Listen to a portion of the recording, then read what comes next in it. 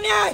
नमस्कार, मी नंदू मावस्कर, पेसा पात्रधारक विद्यार्थी। आम्ही 13 जिल्ह्यातील जे 17 संवर्गामध्ये जे काही पदे आहे त्याच्यामध्ये वेगवेगळ्या परीक्षा दिलेल्या आहे।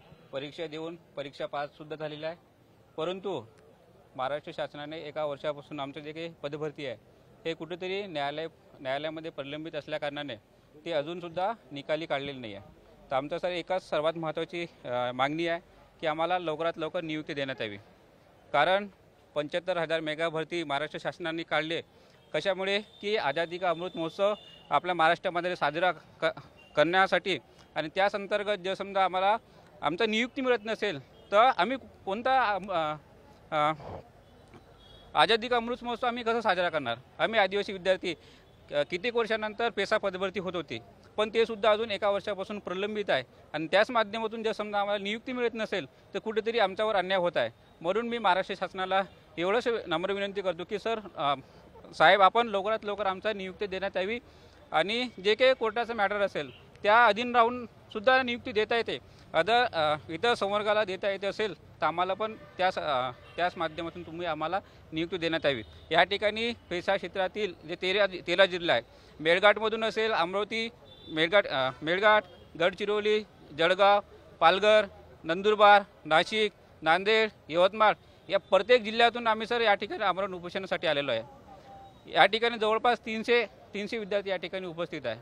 आजचा 6वा दिवस आहे। 6 दिवस झाले असून सुद्धा अजून सुद्धा काही तोडगा निघालेला नाही आहे। म्हणून आमचा शासनाला एवढीच विनंती आहे की लवकरात लवकर आम्हाला नियुक्ती देण्यात यावी, हेच आमचे डिमांड आहे। धन्यवाद। मी राहुल मिश्राम, चंद्रपूर जिल्ह्यातील उमेदवार आहेत। गेल्या 1 तारखेपासून नाशिक येथील ईदगाह मैदान इथे पेसा भरती 17 संवर्गातील 13 जिल्ह्यातील उमेदवारांचं बेमुदत आमरण उपोषण या ठिकाणी सुरू आहे।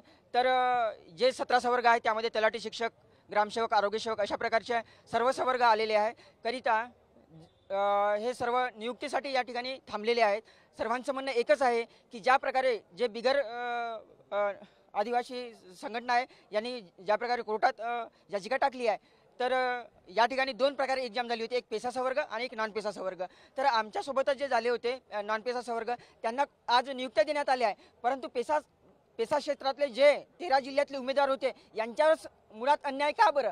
कधीही शासन जेव्हा आदिवासींच्या विरोधातली भूमिका राहते तेव्हा लवकरात लवकर त्यावर निर्णय घेत असते, आणि जेव्हा बाकीच्यांची राहते तेव्हा दुर्लक्ष करत असते। तर माझं एक म्हणणं हेच आहे की जे अन्यायग्रस्त विद्यार्थी बसलेले आहे या ठिकाणी उपोषणात, तर त्यांना कुठेतरी नियुक्ती देऊन कोर्टाच्या अधीन, ते पण आम्ही असे नाही म्हणतो की आम्हाला कोर्टाच्या अधीन राहून नियुक्ती द्या आणि आमचा कुठेतरी मार्ग सोडवा। आणि जे गेल्या 6 दिवसापासून उपोषणासाठी बसलेले विद्यार्थी आहेत ते आजही बेमुदत आमरण उपोषण सुरू आहे। त्यांनी एकही अन्नाचा कण या ठिकाणी खाल्लेला नाही, तरी त्यांची लवकरात लवकर योग्यरित्या दखल घेऊन कुठेतरी आम्हाला न्याय द्यावा, हीच या झोपलेल्या प्रशासनाला आणि शासनाला आमची विनंती आहे, असे मी आवाहन करतो। धन्यवाद।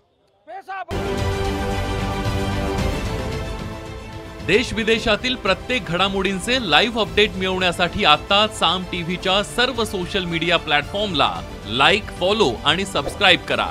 तसंच सर्व नोटिफिकेशनसाठी बेल आयकॉन प्रेस करायला विसरू नका।